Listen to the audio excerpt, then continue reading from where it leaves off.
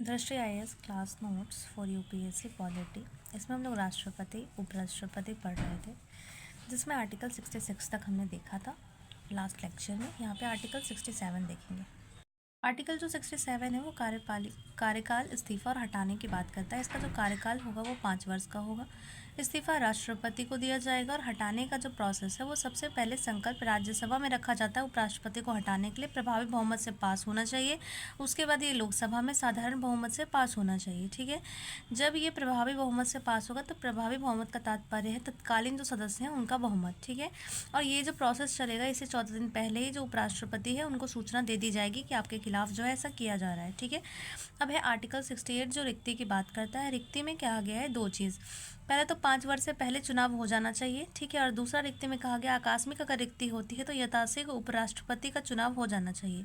यहाँ पे यथाशीघ्र शब्द का प्रयोग किया गया है, जबकि राष्ट्रपति में 6 मंथ के अंदर का प्रयोग किया गया था और उपराष्ट्रपति में यथाशीघ्र चुनाव की बात की गई है। आर्टिकल जो 69 है यानी कि शपथ की बात करता है, और शपथ राष्ट्रपति इसको शपथ दिलाता है उपराष्ट्रपति को, और यह शपथ ईश्वर की शपथ लेता है। ठीक है, अब राष्ट्रपति और राज्यपाल की कुछ शक्तियों को देखेंगे। राष्ट्रपति राज्यपाल की जो प्रमुख शक्ति है, कार्यकारी या प्रशासनिक शक्ति, विधायी शक्ति, न्यायिक शक्ति, वित्तीय शक्ति, विशेषाधिकार और विवेकी शक्ति राष्ट्रपति और राज्यपाल दोनों को प्राप्त है, जबकि सैनिक शक्ति, कूटनीति शक्ति और आपातकालीन शक्ति केवल राष्ट्रपति को पास है, मतलब राष्ट्रपति के पास है। राष्ट्रपति की प्रशासनिक या कार्यकारी शक्तियाँ जो हैं वो नियुक्ति या हटाना जैसे, यानी कि कौन से पद राष्ट्रपति के प्रसाद पर्यंत होंगे, कौन से नहीं होंगे। प्रसाद पर्यंत का तात्पर्य है ऐसे पद जो राष्ट्रपति या राज्यपाल की इच्छा तक पद पर बने रहते हैं।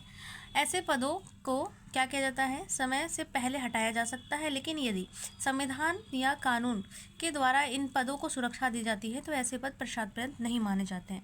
अब राष्ट्रपति की प्रशासनिक शक्ति में नियुक्ति या हटाना है, जिसमें कौन कौन से पद है प्रसाद पर्यंत। पहला पीएम की नियुक्ति या हटाना राष्ट्रपति करता है। संघ के सभी मंत्री को नियुक्ति या हटाना राष्ट्रपति पीएम की सलाह पर करता है। महान्यायवादी की नियुक्ति या हटाना राष्ट्रपति केंद्र सरकार की सलाह पर करता है।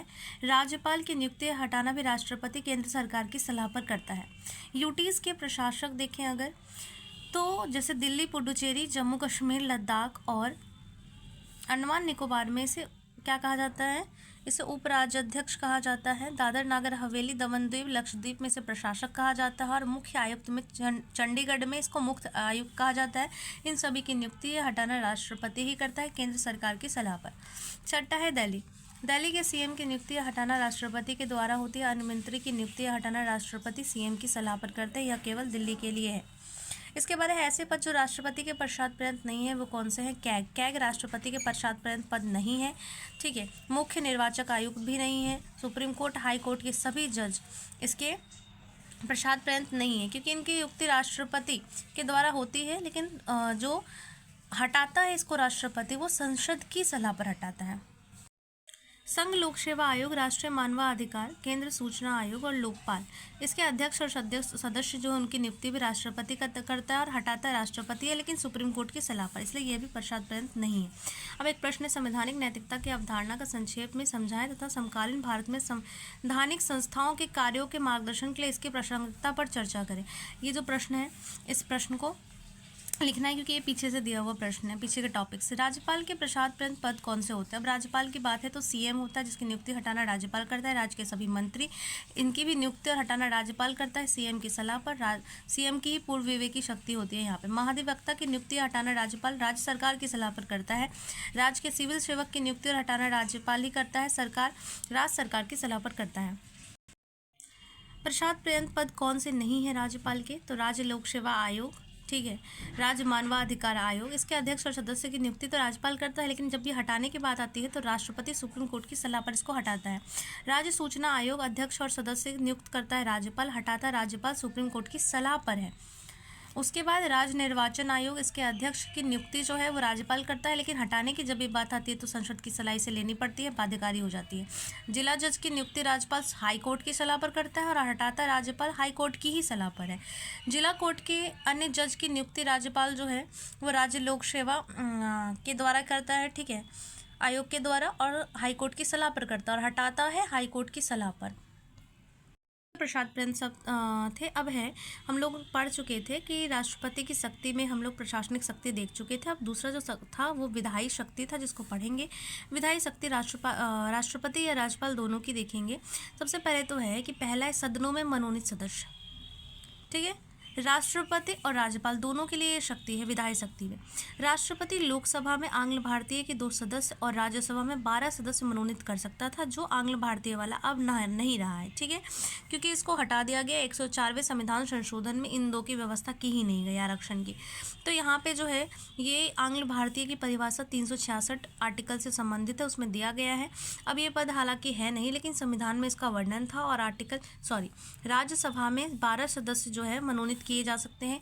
किस क्षेत्र से? कला से, साहित्य से, समाज सेवा और विज्ञान के क्षेत्र से इसे किया जा सकता है।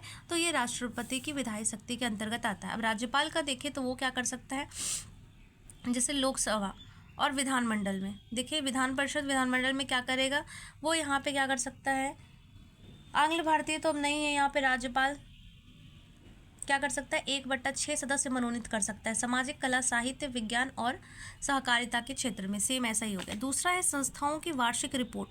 संस्थाओं की वार्षिक रिपोर्ट जो है ये भी राष्ट्रपति को सौंपी जाती है। राष्ट्रपति कभी भी मंगा सकता है। राष्ट्रपति का ये पावर है, या राज्यपाल का उस राज्य से संबंधित किसी बिल पर राष्ट्रपति या राज्यपाल की पूर्व अनुमति का होना, ये भी इसकी विधायी शक्ति को दर्शाता है कि कोई बिल है और अत्यंत महत्वपूर्ण है, उस पर पूर्व अनुमति राष्ट्रपति या राज्यपाल की होनी चाहिए, तभी वो आ सकता है। उसके बाद सत्र, सत्रासन, विघटन, अभिभाषण, विशेष अभिभाषण, इन सभी में, ठीक है। यहाँ पे सब जो है ये क्या कर रहा है, ये राष्ट्रपति और राष्ट्रपति क्या कर सकता है, विघटन कर सकता है, अभिभाषण कर सकता है, विशेष अधिवेशन बुला सकता है। इन सब के बारे में यहाँ पे बताया गया है। तो ये भी इसकी विधायी शक्ति आती है। अध्यादेश शक्ति होती है राष्ट्रपति की विधायी शक्ति, जिसको सबको आगे डेप्थ में पढ़ेंगे। वीटो शक्ति जो है ये भी राष्ट्रपति की जो है वो विधायी शक्ति से संबंधित है। संस्थाओं की वार्षिक रिपोर्ट। अब संस्थाओं की वार्षिक रिपोर्ट जो दूसरा टॉपिक था, इसको डेप्थ में देखते हैं।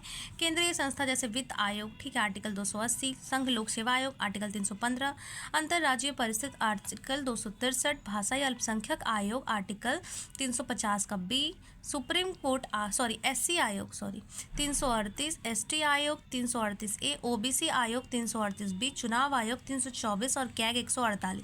ये सारी संवैधानिक संस्थाएं हैं जिसकी वार्षिक रिपोर्ट राष्ट्रपति को सौंपी जाती है। राष्ट्रपति मंगा सकता है और ये संसद के सदनों में रखवाता है। उसके बाद जो है लोकपाल केंद्रीय सतर्कता आयोग जो है वो वैधानिक संस्था है और इसमें भी सेम प्रोसेस होता है। नेक्स्ट देखेंगे नेक्स्ट क्लास में। Thank you.